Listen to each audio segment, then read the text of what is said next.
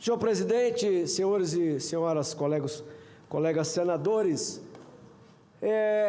fazer aqui também o registro do dia de ontem. Nós todos fomos à rua, iremos quantas vezes mais forem necessárias para que fique claro: há políticos que têm vergonha na cara, há políticos que, mesmo temendo represália da Justiça, do Supremo Tribunal Federal, não se acovardam, porque todos nós aqui sabemos que hoje não precisa você cometer erro, não precisa você cometer ilicitude para ser processado, basta que queiram.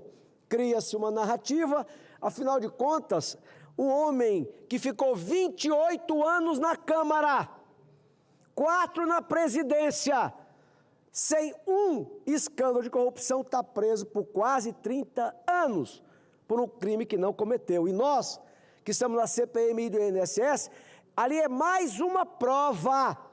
Por que é que ele está preso? Porque se colocou contra o sistema. Esse que esmaga, que mata, que trucida, que tira dinheiro de aposentado. Sabe que a nossa região amazônica foi prestigiada, entre aspas, por essa gente. Por quê? Porque eles sabiam, e eles foram em cima dos mais vulneráveis dos vulneráveis. Ora, a Amazônia, que tem um acesso dificílimo, foi aonde também eles colocaram a sua preferência, porque tem pessoas que moram no interior da Amazônia, ribeirinhos, que passam e índios também, indígenas também, que passam de 3 a 4 meses para ir à cidade pegar um benefício. Porque se for todo mês, o custo da viagem não cobre o benefício. E essas pessoas, elas deixam muitas vezes com alguém que elas conhecem na cidade o seu cartão. Essa pessoa vai receber por ela, vê ali R$50 de desconto, como é que ela vai saber se é verdadeiro ou não? Então, eles foram em cima dos mais vulneráveis dos vulneráveis. E a minha Amazônia, a região que eu tenho prazer e honra de representar, foi uma das preferidas dessa turma. Eles estudavam. Então, as pessoas com comorbidade eram também eleitas por eles, porque como é que uma pessoa com comorbidade vai estar indo no posto do INSS toda hora? Pessoas que recebiam telefonema, como eu já mostrei aqui, num dos dias que eu substituí Vossa Excelência, pessoas lá do meu estado, narrando a ligação telefônica que recebiam dos picaretas, para tentar vender um serviço, enrolar. A pessoa, coitada, não sabia nem o que estava fazendo direito, e quando pensava que não, acabava autorizando, acabava vindo depois do desconto do seu benefício. Portanto, senhor presidente, o grito de ontem é de quem, por mais que saiba dos riscos que passamos, mas que não se acovarda. Dizia, e eu repito isso, Nelson Mandela repetia uma frase que não era dele, mas que ele repetia muito: a coragem não é a ausência do medo, é a superação dele. Então você vai à rua, não é porque você acha bacana defender a abertura de um processo de impeachment de ministros totalmente enrolados, totalmente sob suspeição. Não, é porque é dever. É o que nós juramos defender ao tomar posse aqui. Quero cumprimentar deputado Nicolas. Já ouvi muita gente dizendo, mas eu vou repetir, aquele rapaz é tocado por Deus. Ninguém chega aonde ele já chegou, com quase 22 milhões de seguidores no Instagram, se não for tocado por Deus, não tem nem 30 anos de idade. Cumprimentar o nosso pré-candidato à presidência do Brasil, Flávio Bolsonaro, e meu querido amigo Jorge Seife. Eu até brinco, falando sério, que Vossa Excelência tem muito mais intimidade com o presidente Bolsonaro, a quem nós amamos, mas eu fui primeiro à casa dele, eu tive esse presente. E lá, eu dei a ele a minha terceira opinião na vida. Porque eu sabia muito bem quem sou eu para vir lá da nossa região, querido Confúcio, e dar a opinião que eles não têm ouvido. Então eu guardei 3 vezes apenas, e a terceira e a última, na residência deles: presidente, na vinda para cá, meu coração, e eu disse isso para minha esposa, pede que eu lhe fale sobre a sucessão. Eu posso? Ele disse: fala aí, Bittar, se eu sou o senhor, não podendo ser candidato, eu colocaria um Bolsonaro. Quem tirou conservadores do armário foi o senhor. Quem tirou a direita do armário foi o senhor e está pagando com facada, com cirurgia, com prisão. E a sua família como nenhum outro. Qualquer um que o senhor indicar, o senhor vai transferir o seu poder que não voltará mais. Claro que muitos tinham direito de pensar de outra maneira, e eu concluí a minha ideia, a minha opinião. Eu digo, nunca imaginei, e José Seif, nós estávamos no avião, na volta da inauguração da Ponte do Rio Madeira, quando o Tarcísio olhava para o presidente Bolsonaro com os olhos estatalados, surpreso, um pouco apavorado. Claro, alguém que nunca foi candidato a nada, e diante do presidente diz assim, não, agora tu não vai mais ser senador, não. Agora tu vai ser candidato a governador da maior economia do Brasil, do estado que tem quase 1/4 da população brasileira, e ele hoje é governador. Quem foi que deu isso? Quem foi que teve essa ideia? O presidente Bolsonaro. Eu disse a ele, então, presidente, eu nunca imaginei que o papel do nosso governador fosse renunciar ao governo.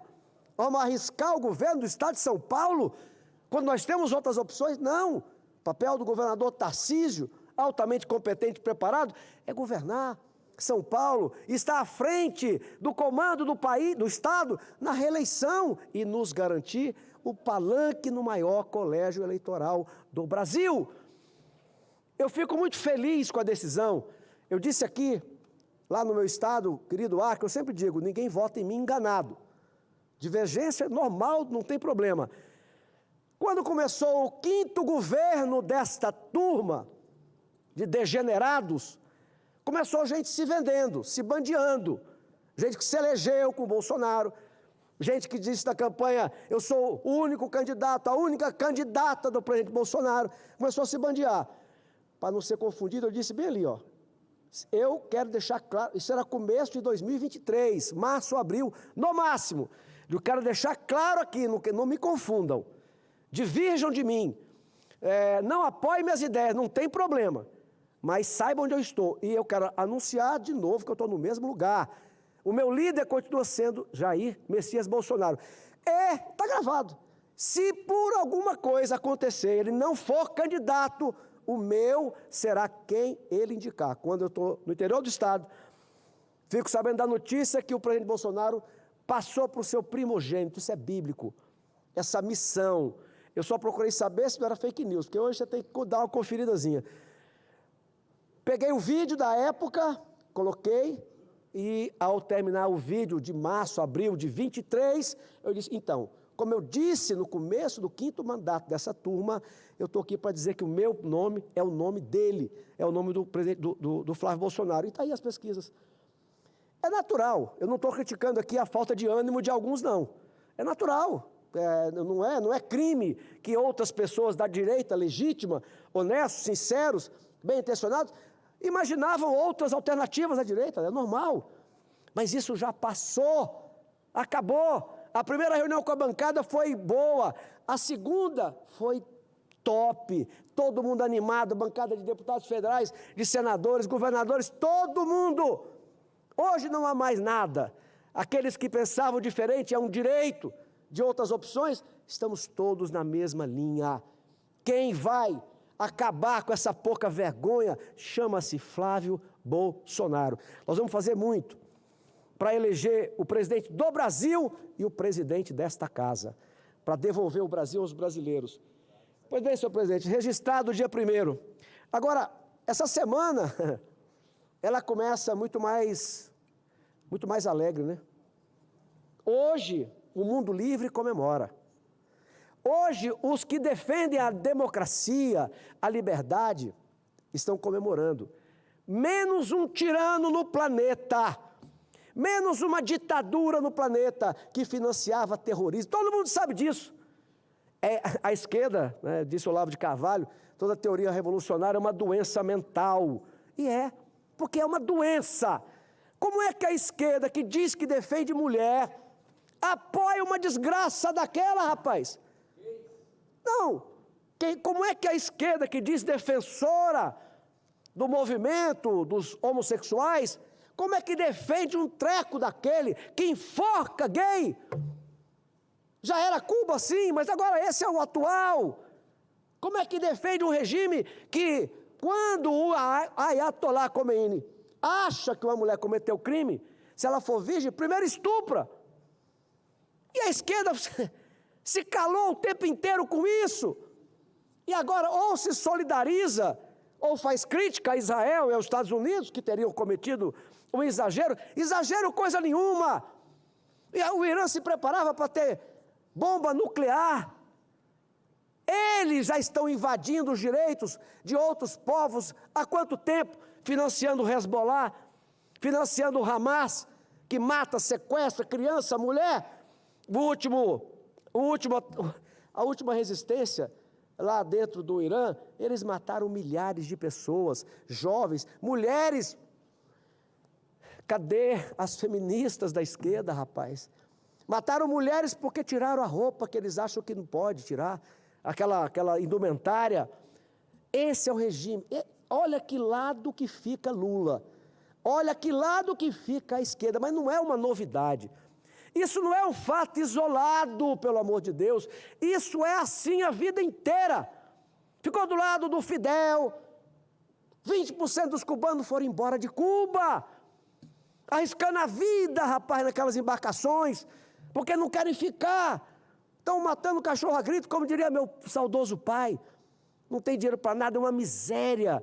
E até mesmo se um estrangeiro for lá e casar, pode casar com a cubana. O difícil é sair de lá.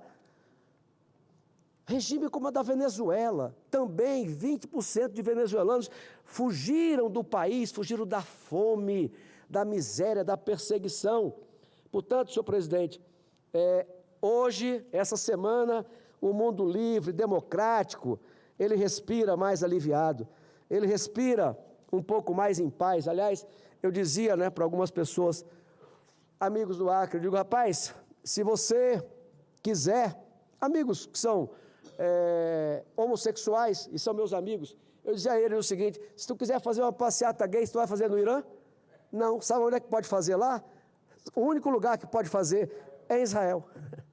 É lá você pode fazer. E aí Israel é inimigo da esquerda, a esquerda é inimiga de Israel. Dá para entender? Agora, isso não é doença? Isso é uma doença. Presidente, rapidamente tirar aqui só algumas manchetes. Recente, Gazeta do Povo, ditadura, tiros a queima-roupa. A violência extrema da repressão do regime contra manifestantes no Irã, porque ousaram filmar, porque ousaram ir para a rua pedir por liberdade. A onda de protesto que acontece no Irã e o impacto para o regime. Aqui, a BBC News Brasil, países que punem a homossexualidade com pena de morte. Não é Israel que pune a sexualidade com pena de morte. Não é Israel que trata mulheres como objeto de terceira categoria, que é capaz de mandar estuprar antes de matar. Não, não. Aqui fala de 2 pessoas que foram executadas no Irã no final de janeiro de 22, por ser as vítimas mais recentes. Um tinha 32 anos e outro 29. Eles foram acusados de sodomia pelas autoridades iranianas e passaram 6 anos no corredor da morte, segundo o grupo ativista dos direitos humanos no Irã, sigla em inglês, especializado em informar sobre abusos e violações dos direitos humanos naquele país. A forca os esperava no dia 30 de janeiro de 2022, a uma cidade de cerca de 500 quilômetros de Teherã. Em setembro do ano anterior, 2 mulheres lésbicas, onde é que estão as feministas do Brasil? 2 mulheres lésbicas, Zara e Elan, também foram condenadas à morte no Irã, acusadas de corrupção, entre aspas, corrupção na terra. Quer dizer, para eles, aquilo é um pecado cabível com a morte, com o assassinato. E a esquerda está do lado desta imundície. Deixa claro isso, é uma doença, rapaz. Toda teoria Deus na terra. O Karl Marx ele fez uma teoria que praticamente dizia que eles iam fazer o paraíso na terra sem Deus. Tem troço mais louco do que esse? Tem troço mais absurdo do que esse? Nós, imperfeitos como somos. BBC de novo. Entre aspas, Hamas mutilou e estuprou mulheres antes e depois de mortas, fecha aspas. Isso aqui é o Hamas, que o Khomeini financia isso aqui, o Khamenei financia isso aqui. Assim, ninguém duvida disso. Ninguém duvida, todo mundo sabe que fizeram mesmo isso aqui. Mas isso aqui não merece, de jeito nenhum, um pronunciamento sequer do presidente do PT, porque, na verdade, ele não é presidente do Brasil. Ele é presidente do PT, ele é presidente de uma ala. Ele não é presidente do Brasil. O presidente do Brasil tem compostura, tem decoro, fala pelos brasileiros, fala pelo Estado. Ele não, ele fala pela ideologia dele. Nada que aconteceu lá, que acontece nessa ditadura, nada disso merece um pronunciamento de um estadista dessa turma, porque não são. Entre aspas, não sabemos se estão vivos ou morreram, fecha aspas. Isso é o desespero de quem tem parentes no Irã, país que cortou a internet e massacrou milhares nas ruas. E vai por aí, eram 2 ou 3 mortos em cada beco, abre e fecha aspas, os relatos da violência, da violenta repressão aos protestos no Irã. Sabe o que é interessante, senhor presidente? Só mais uma ironia da hipocrisia dessa gente.